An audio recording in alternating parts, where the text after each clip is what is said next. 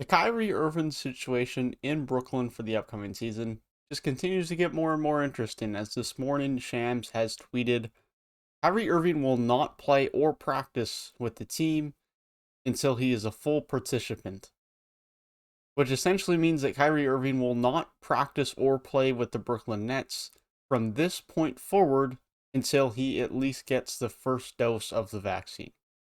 The full statement from Sean Marks, the GM of the Brooklyn Nets, is given the evolving nature of the situation and after thorough deliberation, we have decided Kyrie Irving will not play or practice with the team until he is eligible to be a full participant.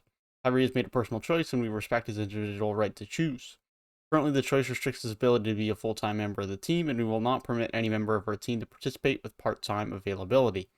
It is imperative that we continue to build chemistry as a team and remain true to our long-established values of togetherness and sacrifice. Our championship goals for the season have not changed, and to achieve these goals, each member of our organization must pull in the same direction. We are excited for the start of the season and look forward to a successful campaign that will make the borough of Brooklyn proud.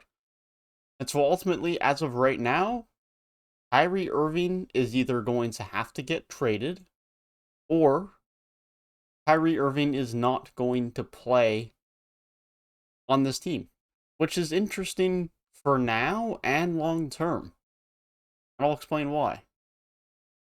So obviously, in the immediate sense, it means that Kyrie Irving is not going to be a member of the Brooklyn Nets at the beginning of the season, and most likely for the entirety of the season, as New York's mandate for vaccines in public spaces like that of Kyrie attending games is not going to leave anytime soon. I wouldn't expect it to be removed before the playoffs. Ultimately, it's possible, but I wouldn't expect it. Where the bigger range comes in is that Kyrie Irving is only under contract for one more year. He has a player option for next summer. And ultimately, if this mandate is still in effect come free agency, it is not outlandish to think that Kyrie Irving might opt out of his contract and go sign somewhere else. Because otherwise, sure, he still might get paid. I'm not sure what agreement they will have between him getting paid or him not getting paid.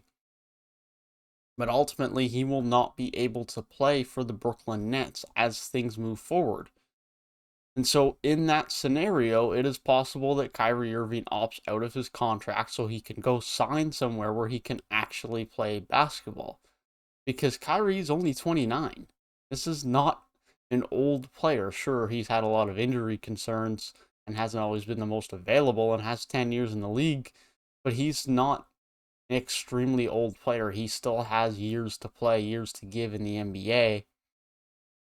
And so ultimately, it's quite possible that Kyrie does get traded because of that potential that he does leave, or that Kyrie just leaves. So, all things considered, I think things are probably going to go one of two ways here. Sure, it is possible that Kyrie does stay, doesn't get vaccinated, and does re sign long term with the Brooklyn Nets. But personally, I would expect at this point in time that Kyrie either one finally decides to get vaccinated and will be a member of this Brooklyn Nets team, or secondly, will continue to hold strong in his beliefs, not get vaccinated, and ultimately lead in him getting traded this summer or throughout the season, or results in him opting out of his contract before next year's free agency and him being a 2022 free agent. Ultimately, I think it's going to be a matter of whether Kyrie wants to stay in Brooklyn and that having to require him to be vaccinated, or whether he doesn't care enough to do so, and then it leads to him no longer being a member of the Brooklyn Nets. Ultimately, Brooklyn have now decided that they're moving forward without Kyrie this year. They expect Bruce Brown to now have a bigger role on this team, as he'll probably slide into the starting lineup. But this is still a title favorite, but ultimately it makes the title race for this year a lot more interesting if Kyrie Irving is not a member of the Brooklyn Nets.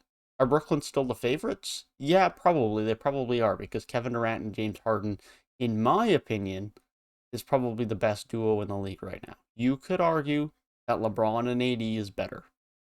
But when you have Harden and KD getting buckets, That's tough to stop. And ultimately, I think that Brooklyn team is going to be extremely difficult to stop.